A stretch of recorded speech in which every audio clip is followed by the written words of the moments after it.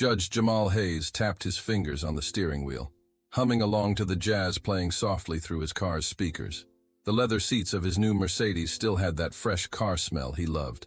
As he cruised down Maple Avenue, lined with sprawling mansions and manicured lawns, he couldn't help but feel a sense of pride.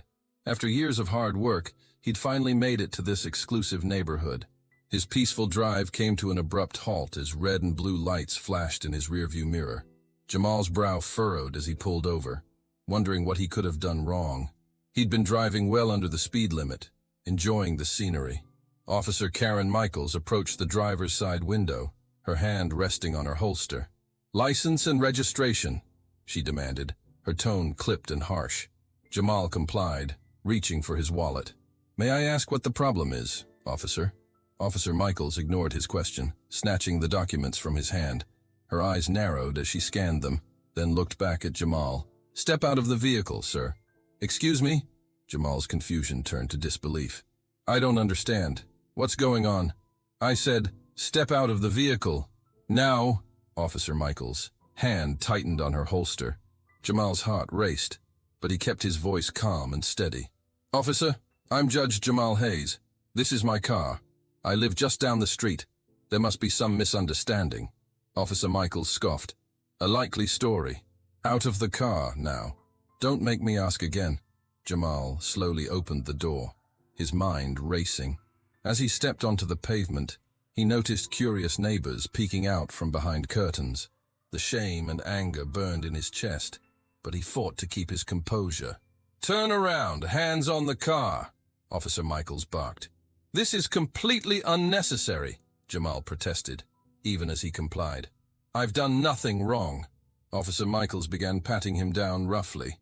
"We've had reports of car thefts in the area. This vehicle matches the description of one that was stolen last week." Jamal's jaw clenched. "I can assure you, this car was not stolen. I purchased it 3 days ago. If you'd just let me explain, save it for the station." Officer Michaels cut him off, reaching for her handcuffs. Jamal's mind raced. He knew his rights, knew the law better than most. But in this moment, none of that seemed to matter. The weight of generations of injustice pressed down on him, threatening to crush his spirit. But Jamal Hayes was not a man easily broken. "Officer Michaels," he said, his voice steady and firm, "before you do anything you might regret, I suggest you call your superior. I'm sure they'd be very interested to know you're about to arrest a federal judge without probable cause."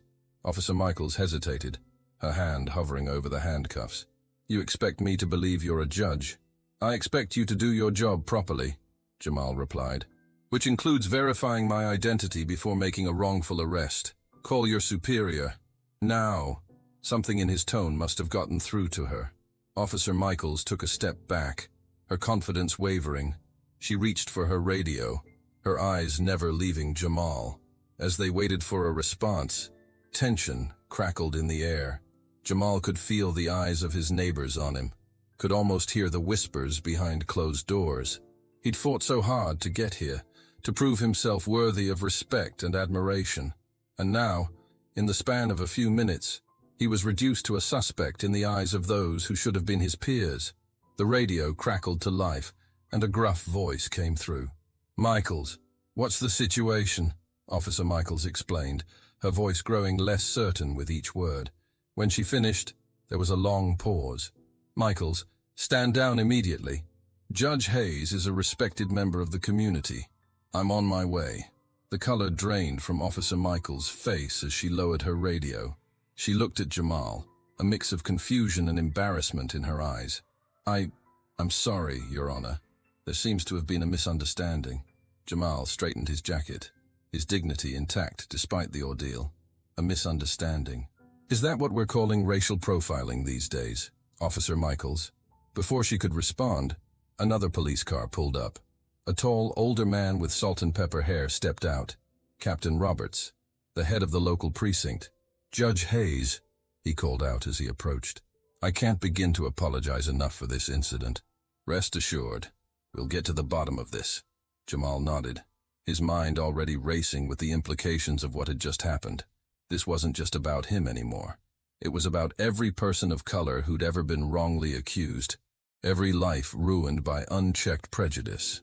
As Captain Roberts turned to reprimand Officer Michaels, Jamal made a decision that would change not just his life, but the lives of countless others. "Captain," he said, his voice carrying the weight of his position, "I'd like to speak with you and Officer Michaels, not as a victim, but as someone who believes we can turn this unfortunate incident into an opportunity for growth and change." Captain Roberts looked at him with surprise and respect. "Of course, Your Honor. Whatever you need." As they walked towards the captain's car, Jamal couldn't help but wonder, could this moment be the catalyst for real change? Or would it be just another footnote in a long history of injustice? Little did he know, this was only the beginning of a journey that would challenge everything he thought he knew about justice, prejudice, and the power of one person to make a difference. "Captain," Jamal said as they reached the car, "I think we need to have a serious conversation about the state of policing in this community. Would you agree?" Captain Roberts nodded solemnly. "I believe you're right, Judge Hayes. This incident has opened my eyes to issues I thought we'd addressed. I'm all ears." Captain Roberts nodded solemnly. "I believe you're right, Judge Hayes. This incident has opened my eyes to issues I thought we'd addressed. I'm all ears." Jamal took a deep breath, his gaze sweeping from Captain Roberts to Officer Michaels, who stood nearby, her face a mix of shame and defiance. "Let's start by acknowledging the elephant in the room. This wasn't just a simple misunderstanding. It was a clear case of racial profiling." Officer Michaels opened her mouth to protest, but Captain Roberts held up a hand, silencing her. "Go on, Judge," he said, his expression grave. "What happened here today is a symptom of a much larger problem," Jamal continued. "It's not just about one officer or one incident. It's about a system that perpetuates bias and prejudice, often unconsciously." As Jamal spoke, a small crowd began to gather at a respectful distance. Neighbors who had watched the incident unfold from behind their curtains now stood on their lawns, drawn by the presence of the police captain and the dignified bearing of the man they now realized was Judge Hayes. "I propose we use this incident as a catalyst for change," Jamal said, his voice carrying across the quiet street, "not through punishment or public shaming, but through education and understanding." Captain Roberts raised an eyebrow. "What exactly are you suggesting, Judge?" Jamal turned to face Officer Michaels directly. "Officer, I'm not interested in seeing you lose your job. That wouldn't solve anything. Instead, I want to invite you to spend a week shadowing me in my courtroom." Officer Michaels blinked in surprise. "Your Honor, you'll see firsthand the challenges faced by people of color in our justice system," Jamal explained. "You'll witness the impact of unconscious bias on sentencing, on jury selection, on every aspect of the legal process." Captain Roberts nodded slowly. "That's an interesting proposal, Judge, but I'm not sure our department has the resources to—" "I'll make it happen," Jamal interrupted. "I'll speak with the chief of police myself if necessary. This is too important to let bureaucracy stand in the way." As they talked, Mrs. Thompson, Jamal's next-door neighbor, approached hesitantly. "Judge Hayes, is everything all right? We saw what happened and, well, we're all quite shocked." Jamal turned to her with a warm smile. "Everything's fine, Mrs. Thompson. In fact, I think something good might come out of this unfortunate incident." An idea sparked in Jamal's mind. He looked back at Captain Roberts. "Captain, what if we expanded this program? Not just for Officer Michaels, but for the entire precinct. And in return, I and other judges could spend time with your officers, gaining a better understanding of the challenges they face daily." Captain Roberts' eyes widened. "That's ambitious, Judge, but I can see the potential benefits." "It's more than just benefits," Jamal pressed. "It's about breaking down the walls that separate us. It's about fostering understanding and empathy on both sides." As he spoke, Jamal could see the impact his words were having. The neighbors who had gathered were nodding in agreement. Even Officer Michaels, who had been standing stiffly to the side, seemed to be listening intently. "We have a unique opportunity here," Jamal continued, "to turn a moment of conflict into a chance for growth, to show our community that we're committed to justice in its truest form." Captain Roberts rubbed his chin thoughtfully. "It won't be easy. There will be resistance, both from my officers and from some in the judicial system." "Nothing worth doing is ever easy, Captain," Jamal replied. but I believe it's necessary. What happened today? It's not an isolated incident. It's happening all across our country, every day. And it won't stop until we take active steps to change it. As Jamal spoke, he noticed a young boy watching from the sidewalk, his eyes wide with curiosity. It was Tommy, the son of another neighbor, who often waved to Jamal as he left for work in the mornings. Jamal walked over to Tommy, kneeling down to meet the boy's eyes. "Hey there, Tommy. What do you think about all this?" Tommy looked nervously at the police officers, then back at Jamal. I don't know. My dad says we should always respect the police, but they were being mean to you, and you didn't do anything wrong." Jamal nodded solemnly. "You're right, Tommy. I didn't do anything wrong. But here's the important part. The police officers are here to protect us. Sometimes they make mistakes, just like everyone else. What matters is how we handle those mistakes. Do we get angry and turn our backs on each other? Or do we try to understand each other and work together to do better?" Tommy thought for a moment, then smiled. "Work together?" Jamal ruffled the boy's hair. "That's right, and that's what we're going to try to do here." Standing up, Jamal turned back to Captain Roberts and Officer Michaels. "This isn't just about us. It's about building a better future for kids like Tommy. A future where they don't have to fear being judged by the color of their skin, whether they're walking down the street or sitting behind the wheel of a car." Captain Roberts nodded, a new resolve in his eyes. "You're right, Judge. We owe it to the next generation to do better. I'll support your program, and I'll fight to make sure it's implemented department-wide." Officer Michaels stepped forward, her voice quiet but steady. "Your Honor, I want to apologize. I made assumptions based on prejudices I didn't even realize I had. I'd be honored to participate in your program." Jamal extended his hand to her. "Thank you, Officer Michaels. Your willingness to acknowledge your mistake and learn from it is the first step towards real change."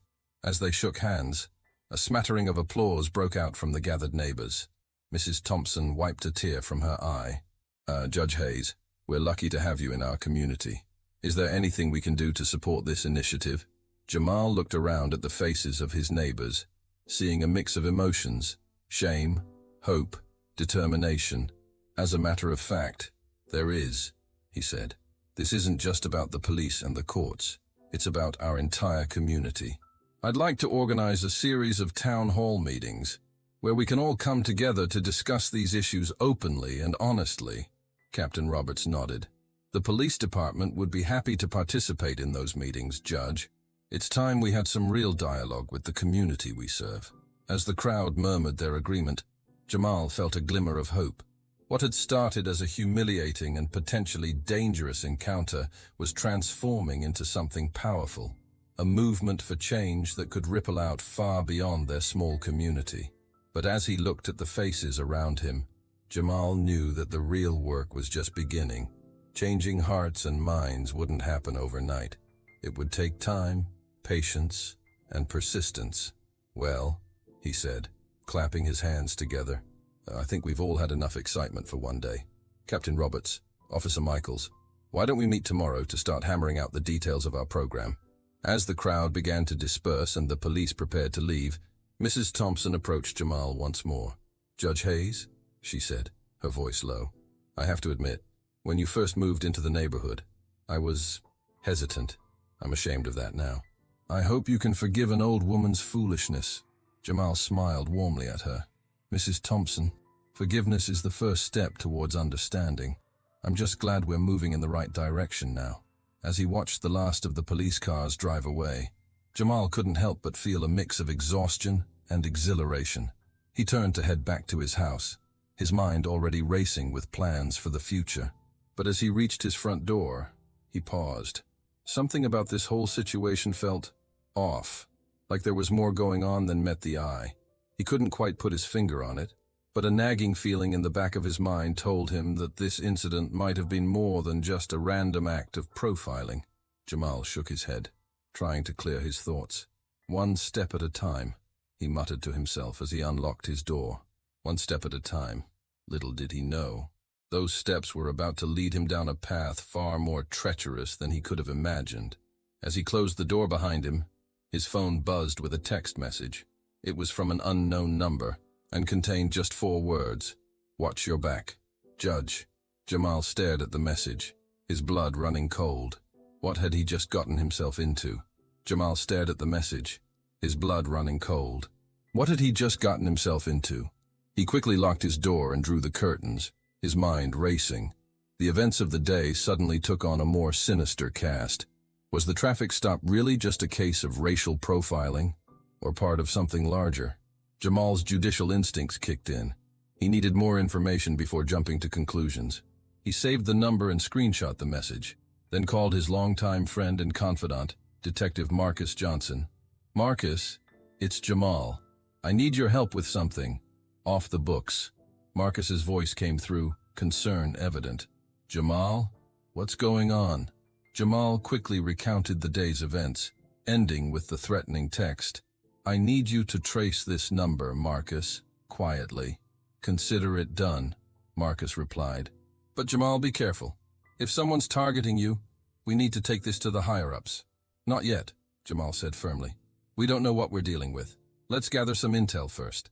After hanging up, Jamal paced his living room, his earlier optimism fading into a gnawing worry. He'd made enemies over the years. It came with the territory of being a judge. But this felt different, more personal. A knock at the door made him jump. Cautiously, he approached and looked through the peephole. It was Tommy, the young boy from earlier, shifting nervously on his feet. Jamal opened the door, forcing a smile. Tommy, what's up, buddy? Tommy looked up at him, his eyes wide. Judge Hayes, I heard my dad talking on the phone. He sounded really angry.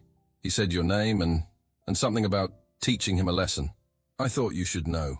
Jamal's heart raced, but he kept his voice calm for Tommy's sake.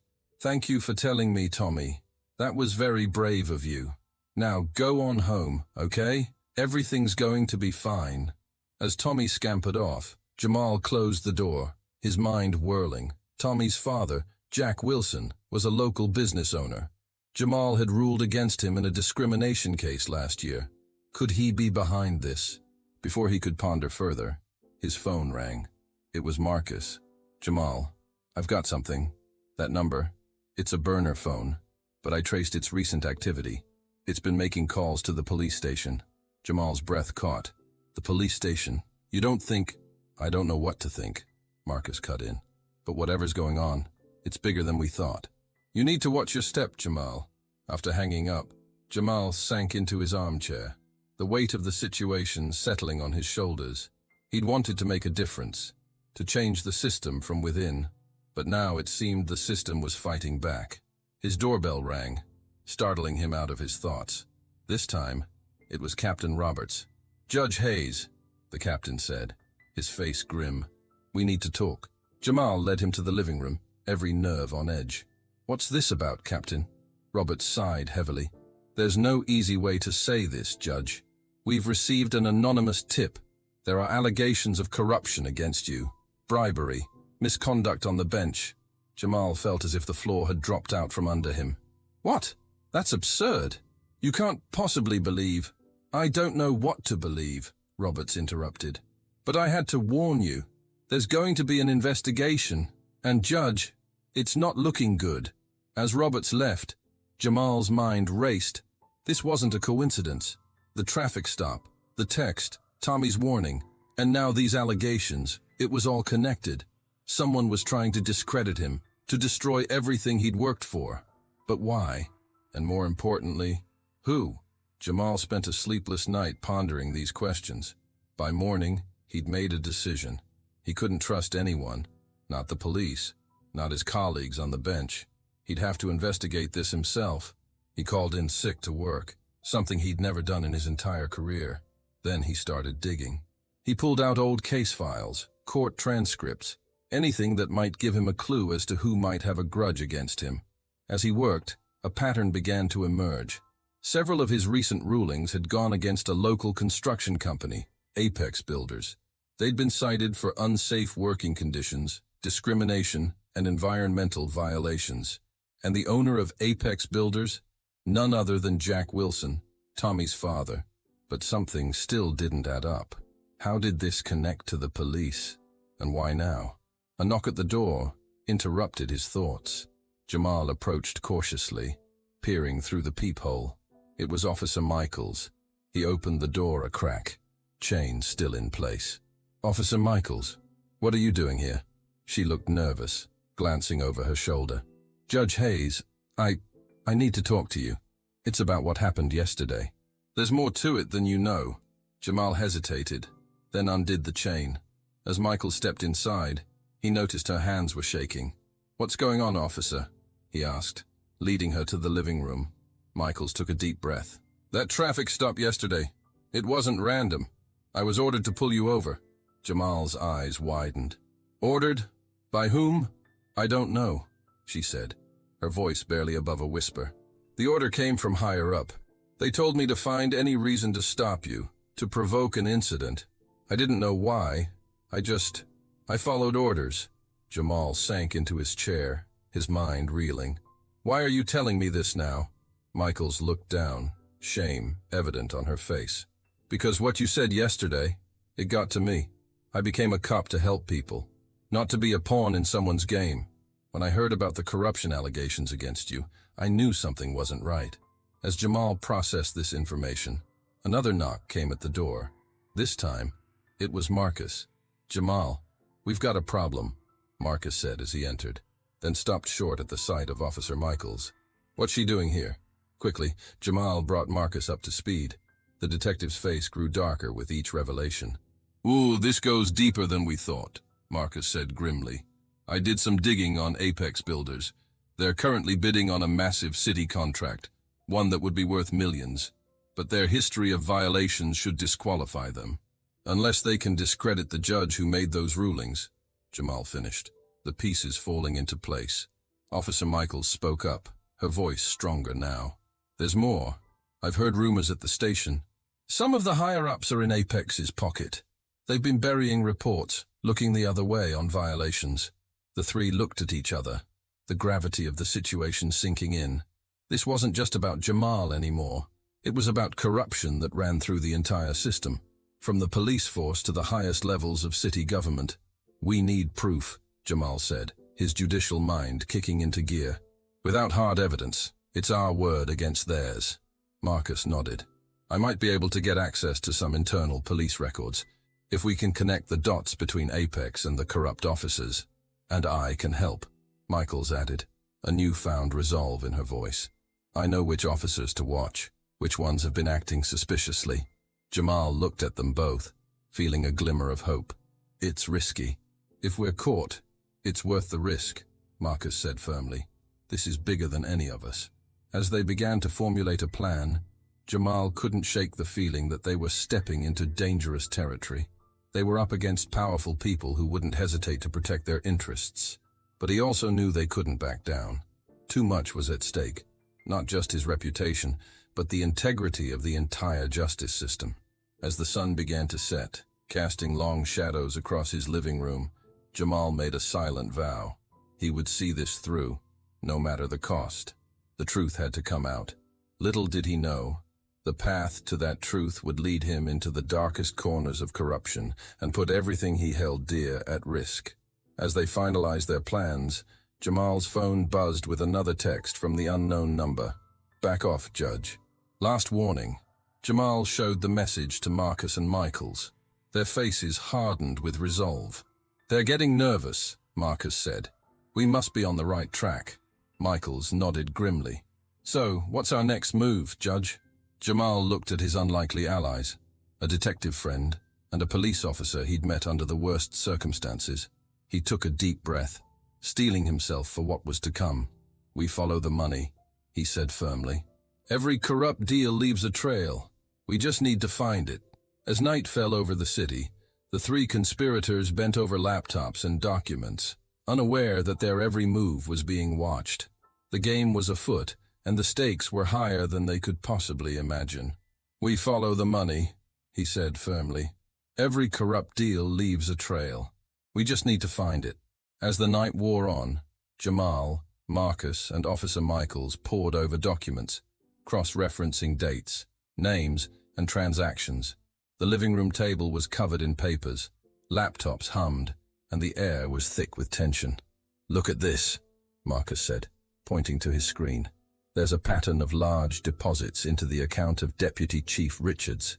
They coincide with key decisions favoring Apex builders." Jamal leaned in, his eyes narrowing. "Can we trace those deposits back to Apex?" Marcus shook his head. "Not directly. They're coming from a shell company. But get this. The shell company was registered by a law firm that represents Apex in several cases." Officer Michaels spoke up, her voice tense. "Richards has been pushing hard for increased patrols in areas where Apex has properties. Said it was about community safety. But now we know better," Jamal finished grimly. "But this isn't enough. We need irrefutable proof of the connection between Apex and the police department." A loud knock at the door made them all jump. Jamal approached cautiously, peering through the peephole.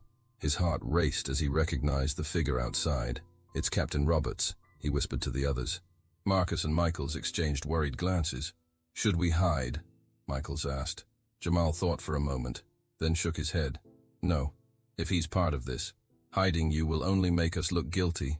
If he's not, maybe he can help." He opened the door, forcing a calm expression. "Captain Roberts, this is unexpected." Roberts' face was grim. "Judge Hayes, may I come in?" As Roberts entered, his eyes widened at the sight of Marcus and Michaels. "Detective Johnson, Officer Michaels, what's going on here?" Jamal took a deep breath. It was time to take a leap of faith. "Captain, we're investigating corruption within the police department and its connection to Apex builders. We believe the traffic stop and the allegations against me are part of a larger conspiracy." Roberts' face remained impassive.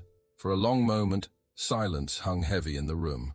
Then, to everyone's surprise, he sighed heavily and sank into a chair. "I knew something wasn't right," he said, his voice weary. "I've been noticing irregularities for months, but every time I tried to look into it, I hit a wall." Relief washed over Jamal. "So you're not involved?" Roberts shook his head.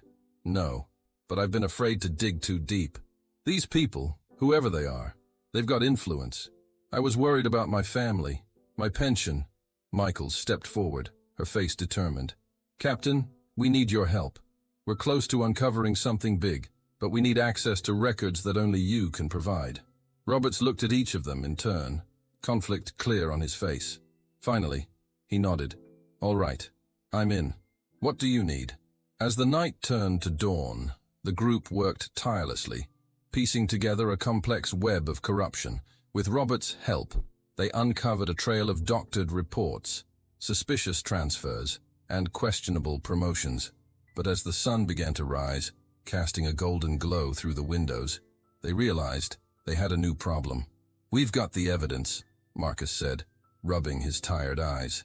"But how do we use it? If we take this to the authorities, there's no guarantee it won't be buried. These people have connections all the way up to the mayor's office." Jamal paced the room, his judicial robes from the day before now rumpled and coffee-stained. "We need to make this public. Get the evidence into the hands of someone who can't be bought or intimidated." "The press," Michaels suggested. Roberts shook his head. "Too risky. We don't know who we can trust." A memory sparked in Jamal's mind. "Wait, I know someone. Sarah Chen, an old law school friend. She works for the State Attorney General's office now. If we can get this evidence to her, it could work," Marcus agreed. The State AG's office would be outside the sphere of influence of these local players. As they formulated a plan to contact Sarah, a car alarm blared outside, making them all jump. Jamal rushed to the window, pulling back the curtain just enough to peek out. His blood ran cold. "We've got company," he said, his voice tense. "There are 2 unmarked cars parked across the street. I don't recognize the men inside, but they're watching the house." Roberts moved to another window, his face grim. "They must have figured out we're onto them. We need to move. Now." "But how?" Michaels asked, panic edging into her voice. "They'll see us leave." Jamal's mind raced. Then he remembered. The back gate. It led to an alley that connected to the next street over. "I have an idea," he said, "but we'll need a distraction." Quickly, they hatched a plan. Roberts would leave openly, drawing the watchers' attention. Meanwhile, the others would slip out the back, using the early morning shadows for cover. "See, once you're clear," Roberts said, "head straight for the state AG's office. Don't stop for anything. I'll meet you there if I can shake these guys." As Roberts prepared to leave, Jamal gripped his arm. "Thank you, Captain, for everything." Roberts nodded solemnly. "Just promise me one thing, Judge. When this is all over, we'll use this as a chance to really clean house. No more half measures." "You have my word," Jamal replied. Moments later, Roberts strode out the front door, making a show of checking his watch and hurrying to his car. As predicted, one of the unmarked cars pulled out, following him. "Now's our chance," Marcus whispered. Heart pounding, Jamal led Marcus and Michaels through the kitchen and out the back door. They crept along the fence, staying low, until they reached the gate. Jamal eased it open, wincing at every creak. They slipped into the alley, moving as quickly and quietly as they could. Just as they reached the end, they heard shouts behind them. "They've been made!" Michaels hissed. "Run!" Jamal ordered. They burst out onto the street, sprinting towards Marcus's car parked a block away. Behind them, they could hear footsteps and angry voices. As they piled into the car, a shot rang out, shattering the rear window. Marcus gunned the engine, tires screeching as they peeled away. "Everyone okay?" Jamal asked, his heart hammering. "I'm hit," Michaels gasped from the back seat. "It's just a graze. But, hang on," Marcus said grimly, weaving through traffic. "We're almost there." As they raced towards the state attorney general's office, Jamal clutched the flash drive containing their evidence. Everything they'd worked for, everything they'd risked, was contained in this small device. But as they turned onto the main street leading to their destination, Jamal's heart sank. A police blockade stretched across the road, lights flashing. "It's a trap," he realized aloud. "They knew we'd come here." Marcus's knuckles were white on the steering wheel. "What now, Judge?" Jamal closed his eyes, his mind racing. They were out of options, out of time. Opening his eyes, he made a decision that would change everything. "The media," he said. "It's our only chance. Marcus, head for Channel 7 News. We're going to broadcast the truth to the entire city." As Marcus swerved onto a side street, narrowly avoiding the blockade, Jamal knew they were racing against time. Their pursuers would figure out their destination soon enough. But for now, they had a slim lead. And sometimes, Jamal thought, a slim lead was all you needed to change the world. As they sped through the awakening city, the first rays of sunlight glinting off skyscrapers, Jamal sent up a silent prayer. They had one shot at this, one chance to expose the truth and bring down a corrupt system. "Hold on, everyone," Marcus called out as he took a sharp turn. But we're almost there. The Channel 7 News building loomed ahead, a beacon of hope in their desperate flight. But as they approached, Jamal spotted more police cars converging from side streets. "They're boxing us in," he realized. "Marcus, we need to—" His words were cut off as their car was suddenly T-boned by a large SUV. The world spun, metal screamed, and everything went black. The world spun, metal screamed, and everything went black. Jamal came to with a groan, his head pounding. Smoke filled his nostrils, and he could taste blood in his mouth. Blinking away the fog, he took in the scene around him. Their car was on its side, steam hissing from the crumpled hood. Marcus was slumped over the steering wheel, a gash on his forehead. In the back seat, Michaels was stirring, her face contorted in pain. "Marcus? Michaels?" Jamal called out, his voice hoarse. Marcus lifted his head slowly, wincing. "I'm okay, I think. Michaels." "Still here," she mumbled from the back. "But I can't move my leg. It's pinned." Outside, Jamal could hear sirens approaching. They were out of time. The flash drive, he suddenly remembered, patting his pockets frantically. Relief washed over him as his fingers closed around the small device. Their evidence was safe. "We need to move," Jamal said, unbuckling his seatbelt. "Can you get out, Marcus?" Marcus nodded, already working on his door. With a grunt, he managed to push it open and climb out. Jamal followed. Then they both turned to Michaels. "My leg's stuck," she said, panic edging into her voice. "The door's crushed. I can't—" "We'll get you out," Jamal promised. He and Marcus began pulling at the wreckage. ignoring the cuts on their hands as they worked to free her. The sirens were getting closer. In the distance, Jamal could see the Channel 7 building, tantalizingly close yet so far away. With a final heave, they managed to create enough space for Michaels to squeeze out. She stumbled as she put weight on her injured leg, and Jamal caught her. "We can't outrun them," Marcus said, looking at the approaching police cars. "Not with Michaels hurt." Jamal made a split-second decision. "You two create a distraction. I'll make a run for the news station." "No way," Michaels protested. "We're in this together." "Listen," Jamal said urgently. "This is bigger than any of us. The truth needs to come out, no matter what. I have the best chance of getting through alone." Marcus and Michaels exchanged a look, then nodded reluctantly. "Be careful, Judge," Marcus said. "You too," Jamal replied. He pressed the flash drive into Marcus's hand. "Just in case I don't make it, find a way to get this out." With that, Jamal took off running towards the Channel 7 building. Behind him, he heard Marcus and Michaels shouting, drawing the attention of the approaching officers. Jamal's lungs burned as he sprinted down the sidewalk. His body, battered from the crash, protested with every step, but he pushed on, driven by a desperate need to expose the truth. He was halfway to the building when a police cruiser screeched to a halt in front of him. Jamal veered into an alley, heart pounding as he heard footsteps pounding after him. The alley was a maze of dumpsters and fire escapes. Jamal zigzagged through, vaulting over obstacles and ducking under low-hanging pipes. His pursuer was gaining ground, the sound of heavy breathing getting closer. Just as Jamal thought he might lose his lead, he spotted a partially open door in the side of a building. Without hesitation, he darted inside. He found himself in a dimly lit storeroom, filled with shelves of cleaning supplies.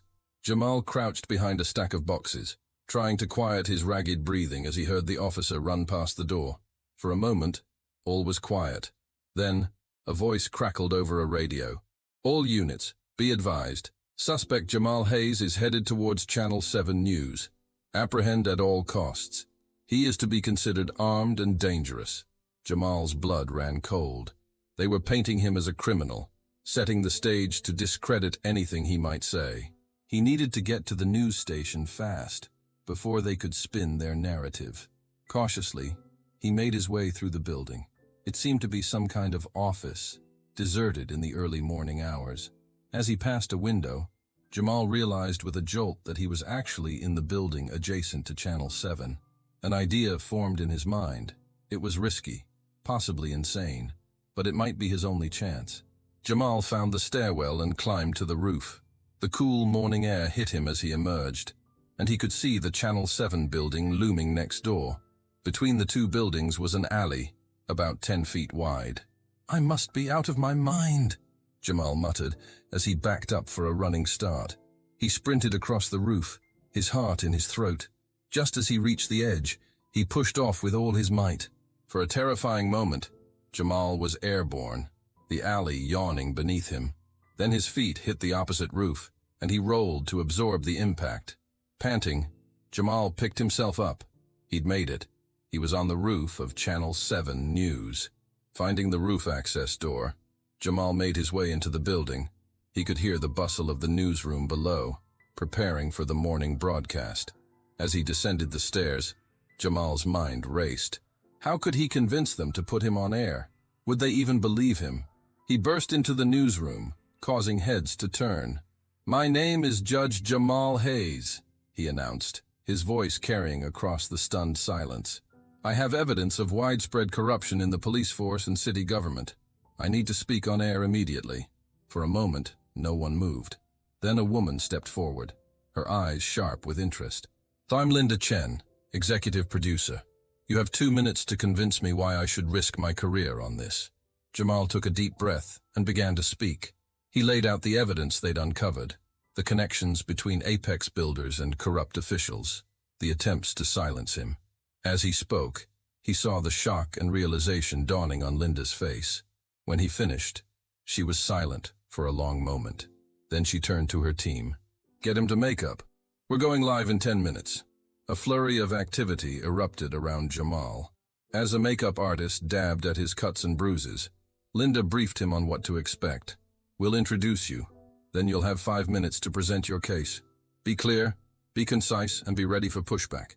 Once this airs, all hell is going to break loose." Jamal nodded, his heart racing. This was it, the moment of truth. As he was led to the set, Jamal caught sight of a TV in the corner. His breath caught as he saw footage of Marcus and Michaels being arrested, labeled as accomplices in Judge's crime spree. Anger and determination surged through him. He had to set the record straight, not just for himself, but for them. The lights on set were blinding as Jamal took his seat. The anchor, a man with a perfectly coiffed haircut, gave him a questioning look. "We're live in 30 seconds, a voice called out. Jamal closed his eyes, centering himself. He thought of all the people who had been wronged by this corrupt system, of Marcus and Michaels, who had risked everything to help him, of young Tommy, growing up in a world where justice seemed like a distant dream. And we're live in 3, 2, 1. The anchor's voice was smooth and professional. "We interrupt our regular programming for a special report. Joining us now is Judge Jamal Hayes, who claims to have evidence of widespread corruption in our city's government and police force. Judge Hayes, you have the floor." Jamal looked directly into the camera, his voice steady and clear. "Citizens of our great city, I come to you today with a heavy heart and an urgent message. Our justice system, the very foundation of our society, has been corrupted." As Jamal spoke, laying out the evidence and connections they'd uncovered, he could see the shock on the faces of the crew around him. Phones began ringing off the hook in the background. He was halfway through his explanation when the studio doors burst open. A group of police officers, led by Deputy Chief Richards, stormed in. "Cut the feed!" Richards bellowed. "This man is under arrest!" But Linda Chen stepped between them and the camera. "We're live, gentlemen. Any attempt to interfere will be seen by millions of viewers." Richards hesitated, clearly torn between his orders and the potential backlash. Jamal seized the moment. "Citizens, what you're witnessing now is an attempt to silence the truth. I implore you, don't let this be buried. Demand answers. Demand justice." As the officers moved towards him, Jamal stood tall, his voice ringing out. "The truth will prevail, no matter what happens to me. Remember this day. Remember that one voice can make a difference." The last thing viewers saw before the feed cut out was Jamal being led away in handcuffs, his head held high. But as the officers escorted him out of the building, Jamal knew this wasn't the end. It was just the beginning of a much larger battle. In police cars across the city, radios crackled with urgent messages. On street corners, people huddled around phones, watching clips of Jamal's broadcast. And in living rooms throughout the city, citizens began to ask questions, to demand answers. The spark had been lit. Now, it was up to the people to fan it into a flame of change. As Jamal was pushed into a police car, he caught a glimpse of the city skyline, bathed in the golden light of dawn. Despite everything, he felt a glimmer of hope. The truth was out there now, and no matter what happened next, he knew that the fight for justice would continue. As the police car sped through the awakening city, Jamal's mind raced. He had done what he set out to do, expose the truth. But what would happen now? Would his sacrifice be in vain, or would it spark the change the city so desperately needed? The car pulled into the police station, where a crowd of reporters had already gathered. Camera flashes exploded as Jamal was led inside, his head held high despite the handcuffs binding his wrists. Inside, the station was chaos. Officers argued in hushed tones, phones rang incessantly, and there was a palpable tension in the air. Jamal was led to an interrogation room and left alone, the door slamming shut behind him. Hours passed. Jamal could hear muffled shouts and hurried footsteps outside. Something was happening, but he was cut off from it all. Finally, the door opened. To Jamal's surprise, it was Captain Roberts who entered, looking haggard but determined. "Judge Hayes," he said, his voice low, "you've stirred up one hell of a hornet's nest." Jamal leaned forward. "What's happening out there, Captain?" Roberts sank into the chair across from him. "Your broadcast. It's everywhere. Social media, news channels, even international outlets are picking it up. People are demanding answers, protesting in the streets." A glimmer of hope sparked in Jamal's chest. "And the evidence?" The flash drive? Safe, Roberts assured him. Detective Johnson managed to get it to Sarah Chen at the State Attorney General's office before he was arrested. They're going through it now. Jamal let out a breath he didn't realize he'd been holding. So what happens next? Before Roberts could answer, the door burst open. Deputy Chief Richards stormed in, his face red with fury. "You're finished, Hayes," he snarled. "By the time we're done, you'll be lucky if you ever see the outside of a cell again." But Roberts stood, placing himself between Jamal and Richards. "That's enough, Deputy Chief. The State Attorney General's office is taking over this investigation. Judge Hayes is to be released immediately." Richards' face paled. "You can't do that.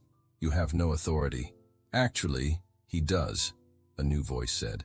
Sarah Chen walked in, flanked by two stern-looking agents.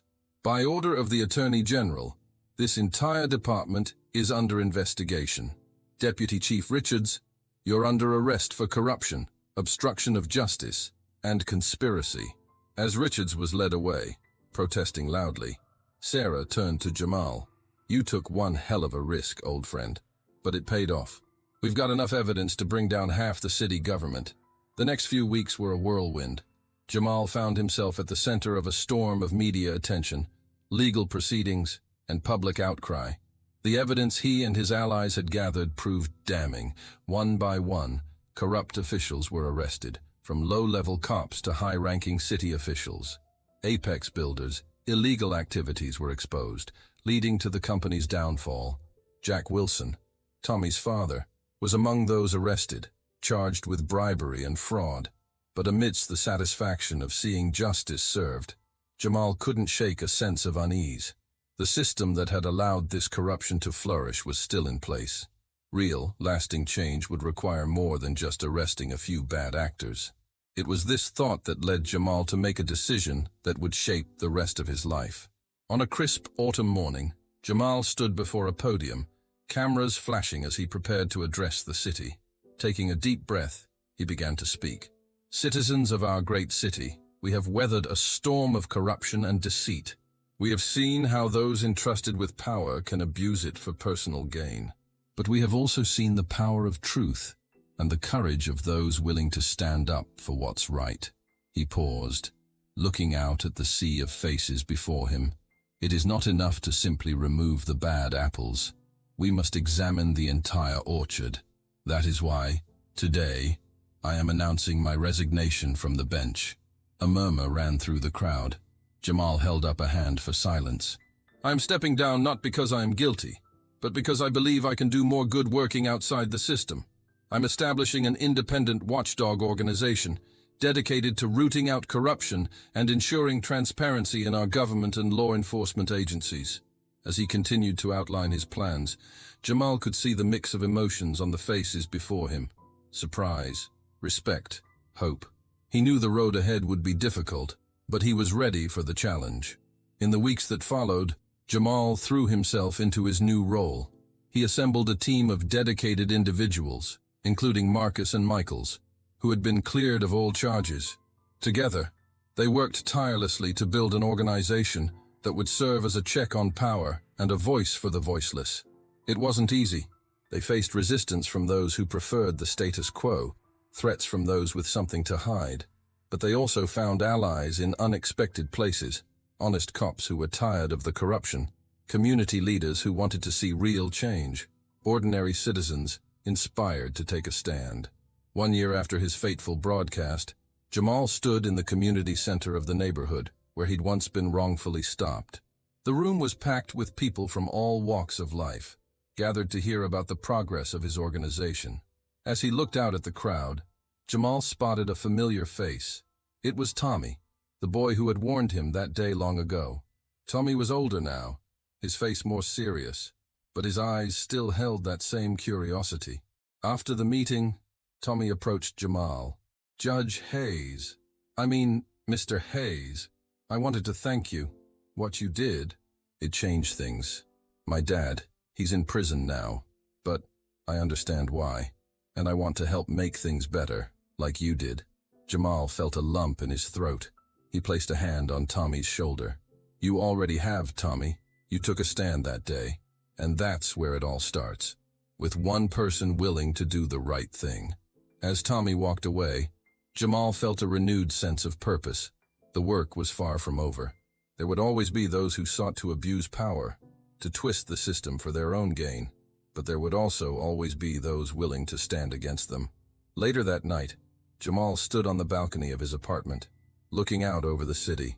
The lights twinkled in the darkness, each one representing a life, a story, a potential for change. He thought about how far they'd come, and how far they still had to go. The system wasn't perfect.